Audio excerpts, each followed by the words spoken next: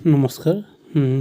আজি মই আপোনালোকক এটা বৰ গুৰুত্বপূৰ্ণ বিষয় বৰ্তমান কৰ্ময়োগী প্ৰায় কৰ্মচাৰীৰ হয় এই নামটোৱে মূৰ খাইছে। তো ইয়াক কেনেকৈ আমি ৰেজিষ্টাৰ কৰিম, কেনেকৈ কোৰ্চ কৰিম,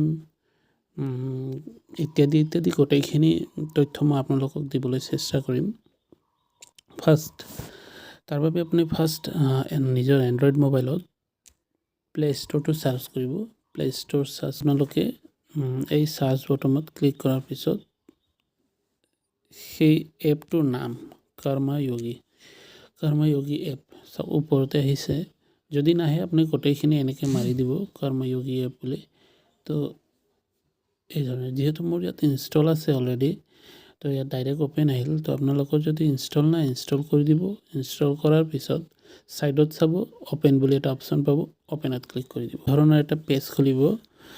তো আপোনাৰ যদি অলৰেডি ইয়াৰ আগতে ৰেজিষ্টাৰ কৰিছিলে, চাইন ইন কৰি দিব। সেইটো মই অলপ পিছত দেখুৱাম আপোনালোকক। তো যদি একেবাৰে কোনোবা বিগিনাৰ তো মাজত কিছুমানে নিযুক্তি পাইছে, নতুন নিযুক্তি, তো তেওঁলোকৰ বাবে যদি একেবাৰে বিগিনাৰ হয় তো এই ৰেজিষ্টাৰত ক্লিক কৰিব। ৰেজিষ্টাৰত ক্লিক কৰাৰ পিছত চাব এই ধৰণৰ এটা পেজ খুলিব। তো তলফালে চাব if you know' your organisation name correctly please click here to register বুলি আছে ন, ইয়াতে ক্লিক কৰি দিব। তো ইয়াত দুটা অপশ্যন পাব, চেণ্ট্ৰেল, ষ্টেট।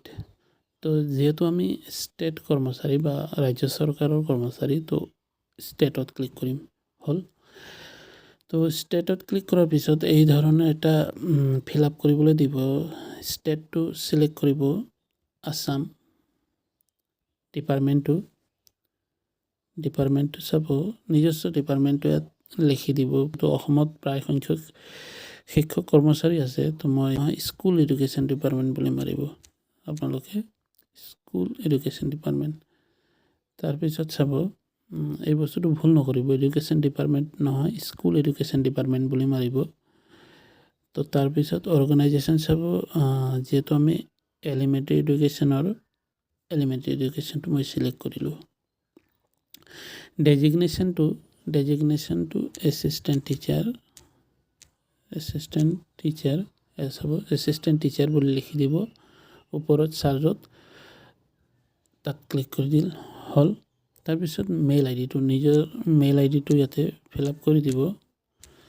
ফিল আপ কৰি দিয়াৰ পিছত চেণ্ড OTP, যিহেতু মোৰ অলৰেডি ৰেজিষ্টাৰ আছে, তো ইয়াত মই আকৌ ৰেজিষ্টাৰ কৰিবলৈ নাযাওঁ। তো ইয়াত চেণ্ড OTPত ক্লিক কৰাৰ পিছত আপোনালোকে এই ধৰণে মিনিমাইজ কৰি দিব বস্তুটো। তাৰপিছত নিজৰ এণ্ড্ৰইড মোবাইলৰ সেই যিটো মেইল আইডিটো আপোনালোকে তাতে দিছিলে, সেই মেইল আইডিটো অ'পেন কৰি দিব।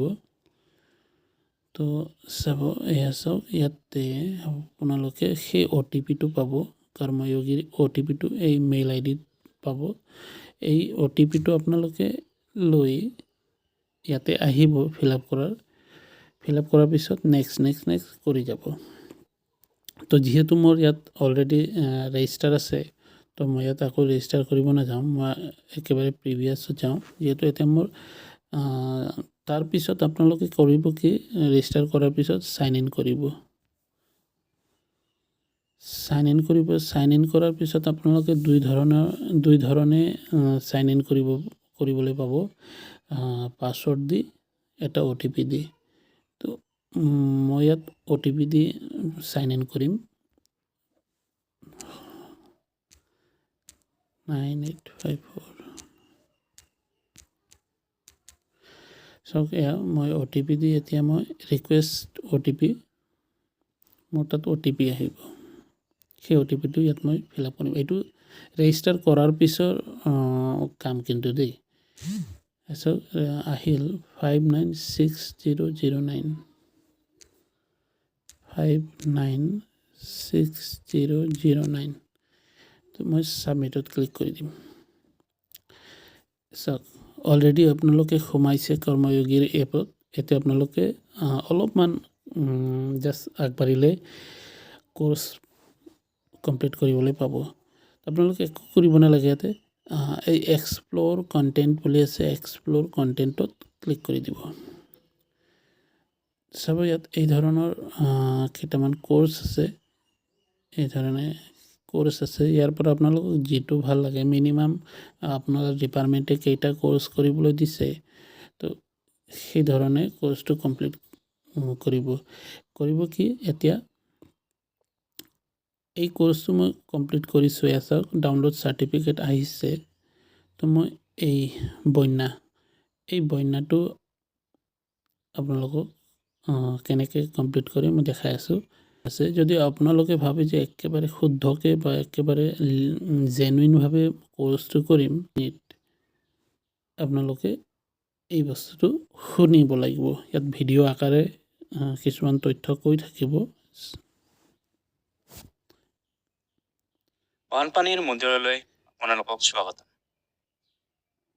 এই ধৰণে এই মন্দিৰৰ শেষত আৰু আপোনালোকে বানপানীৰ বিভিন্ন প্ৰকাৰৰ মথালিকাপ্ৰাণীৰ 18 মিনিট 7 ছেকেণ্ড বানপানীৰ 18 মিনিট 7 ছেকেণ্ড বানপানীৰ এই বিষয় এই বানপানীৰ বিষয়ে যে কৈ আছে এই বিষয়ে সুন্দৰকৈ আপোনালোকে একদম মনোযোগেৰে বস্তুটো শুনিব তাৰপিছত আপোনালোকে বানপানী হৈছে সাধাৰণতে কমপ্লিট কৰাৰ পিছত চূড়ান্ত মূল্যায়ন বুলি আছে যে চূড়ান্ত মূল্যায়নত ক্লিক কৰিব অনেক নদী যিবিলাক সমতল ভূমিত বৈ যায় এইবোৰে চূড়ান্ত মূল্যায়নত ক্লিক কৰাৰ পিছত ষ্টাৰ্ট এছেছমেণ্ট সেই বস্তুটো যদি ভিডিঅ'টো নুশুনে আপুনি তেতিয়াহ'লে কিন্তু আপোনালোকৰ যদি প্ৰশ্ন ইয়াতে আহিব প্ৰশ্নত উত্তৰবোৰ ভুল হ'লে আপোনালোকে ফেইল হ'ব তো এটা লাজৰ বিষয় হ'ব তো সেইকাৰণে কোৰ্চটো কমপ্লিট কৰি ধুনীয়াকৈ শুনি সুন্দৰকৈ শুনি মনোযোগেৰে শুনি এই কুৱেশ্যন পাৰ্টত আহিব তো ইয়াত এই ধৰণৰ 15টা কুৱেশ্যন থাকিব ইয়াতে চাওক প্ৰথম কিছুমান কমন চেন্সৰো নিজস্ব আপুনি শিক্ষক হিচাপে সেই বস্তু পায়ে থাকে চাব তলত দিয়া কোনটো জীৱন ৰক্ষা কৰা পদ্ধতি এই বস্তুটো উত্তৰ 4টা আছে স্থলভিত্তিক উদ্ধাৰ পদ্ধতি মিশ্ৰিত উদ্ধাৰ পদ্ধতি সমান্তৰাল উদ্ধাৰ পদ্ধতি শুকান উদ্ধাৰ পদ্ধতি তো ইয়াৰ ভিতৰত কোনটো শুদ্ধ হয় আপোনালোকে সেই শুদ্ধটোত ক্লিক কৰি কিনে নেক্সটত ক্লিক কৰি দিব নেক্সটত ক্লিক কৰাৰ পিছত মই এনে এটা দি দিছোঁ ইয়াতে এই বস্তুটোৱে দি দিলোঁ চাওক 2 নম্বৰ প্ৰশ্নত আমি পালোঁ বান অহাৰ প্ৰাকৃতিক সংকেত হিচাপে কোনটো ধৰা হয় পেকলিৰ দল ডাঙৰ গৰ্জন ধ্বনি তাপমাত্ৰা হঠাৎ হ্ৰাস নদীৰ পানী বতাৰ তীব্ৰ বাৰ এই ধৰণৰ প্ৰশ্ন আহিব এই প্ৰশ্নবোৰ 15টালৈকে আপোনালোকে কমপ্লিট কৰিব লাগিব তো কমপ্লিট কেনেকৈ কৰিব যদি আপোনালোকে এই কোৰ্চ বা এই ভিডিঅ'টো আপোনালোকে সুন্দৰকৈ শুনে তেতিয়াহে সেইবোৰ প্ৰশ্নৰ উত্তৰ দিবলৈ সক্ষম হ'ব তো এই ধৰণে আপোনালোকে আগবাঢ়ি যাওক 2টা বা 3টা কোৰ্চ কমপ্লিট কৰিব দিছে প্ৰায় ডিপাৰ্টমেণ্টত মই জনাত তো এই ধৰণে কৰাৰ পিছত আপোনালোকে চাৰ্টিফিকেট ডাউনলোড কৰিবলৈ আহিব চাৰ্টিফিকেট ডাউনলোড কৰাৰ আগতে এটা ফিডবেক দিবলৈ আহে ফিডবেকত আপুনি 555 গোটেইখিনিত 555 বা নিজৰ মতে আপোনালোকে ৰেটিংটো দি দিব তাৰপিছত তলফালে এটা ফিডবেক লিখিবলৈ আহে আপোনালোকৰ কি ভুল হৈছে বা কি বস্তু এই কোৰ্চত সামৰিব লাগিছিল সেই ধৰণৰ ফিডবেকটো আপুনি লিখি ছাবমিট কৰি দিয়াৰ লগে লগে চাৰ্টিফিকেটটো ডাউনলোড হ'ব তো মই ইয়াত কোৰ্চ এটা কমপ্লিট কৰিছিলোঁ অলপ সময়ৰ আগতে চাওক ডাউনলোড চাৰ্টিফিকেট বুলি আহিছে মই চাৰ্টিফিকেটটো ডাউনলোড কৰিছোঁ অপেন